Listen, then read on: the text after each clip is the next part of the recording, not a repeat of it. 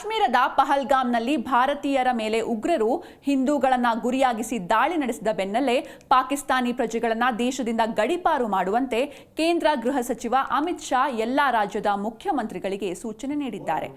ಕಾಶ್ಮೀರದ ಪಹಲ್ಗಾಮ್ನಲ್ಲಿ ಭಾರತೀಯರ ಮೇಲೆ ಉಗ್ರರು ಹಿಂದೂಗಳನ್ನು ಗುರಿಯಾಗಿಸಿ ದಾಳಿ ನಡೆಸಿದ ಬೆನ್ನಲ್ಲೇ ಪಾಕಿಸ್ತಾನಿ ಪ್ರಜೆಗಳನ್ನು ದೇಶದಿಂದ ಗಡೀಪಾರು ಮಾಡುವಂತೆ ಕೇಂದ್ರ ಗೃಹ ಸಚಿವ ಅಮಿತ್ ಶಾ ಎಲ್ಲಾ ರಾಜ್ಯದ ಮುಖ್ಯಮಂತ್ರಿಗಳಿಗೆ ಸೂಚನೆ ನೀಡಿದ್ದಾರೆ.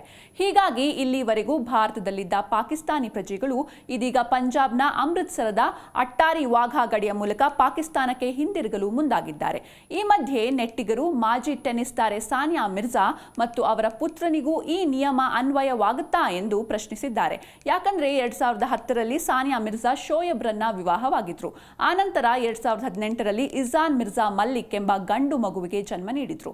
ಆನಂತರ ಕಳೆದ ವರ್ಷ 2024ರಲ್ಲಿ ಶೋಯಬ್ ಮಲ್ಲಿಕ್ ಸಾನಿಯಾ ಮಿರ್ಜಾಗೆ ಡಿವೋರ್ಸ್ ನೀಡಿದ್ದಾರೆ. ಆದರೆ ಸಾನಿಯಾ ಡಿವೋರ್ಸ್ ಆಗಿದ್ರು ಇಜಾನ್ ಮಿರ್ಜಾ ತಂದೆ ಶೋಯಬ್ ಮಲ್ಲಿಕ್ ಪಾಕಿಸ್ತಾನಿಯಾದ ಕಾರಣ ಈಗ ಇಜಾನ್ ಭಾರತ ತೊರೆಯಬೇಕೆಂಬ ಚರ್ಚೆಗಳು ಇಂಟರ್ನೆಟ್ನಲ್ಲಿ ಶುರುವಾಗಿದೆ.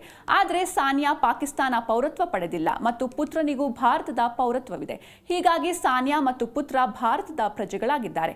ಆದರೆ ಕೆಲ ನೆಟ್ಟಿಗರು ಮಾತ್ರ ಸಾನಿಯಾ ಪಾಕಿಸ್ತಾನಿಯನ್ನು ಮದುವೆಯಾಗಿ ಮಗು ಹೆತ್ತ ಕಾರಣ ಆಕೆ ಭಾರತ ಬಿಟ್ಟು ಈ ಕೂಡಲೇ ತೊಲಗಬೇಕು ಎಂದು ಆಗ್ರಹಿಸಿರುವುದು ಸೋಷಿಯಲ್ ಮೀಡಿಯಾದಲ್ಲಿ ಚರ್ಚೆಗೆ ಕಾರಣವಾಗಿದೆ.